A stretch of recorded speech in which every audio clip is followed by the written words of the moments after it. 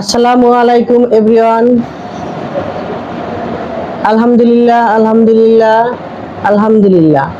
আল্লাহ পাক আমাদেরকে রোজাগুলি সম্পূর্ণ করার তৌফিক দান করছেন এবং সুস্থ রাখছেন, এই জন্য আল্লাহর কাছে লাখো কোটি শুকরিয়া। আর আমার পেজের আমার ফ্যামিলি ছোট বড় সবার জন্য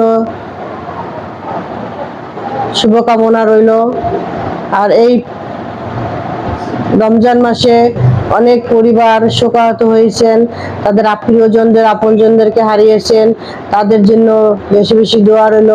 আর যা এই শোকাহত পরিবারের প্রিয়জনদেরকে আল্লাহ পাক যাতে জান্নাতবাসী করে, সেই জন্য আল্লাহর কাছে বেশি বেশি দোয়া করবেন।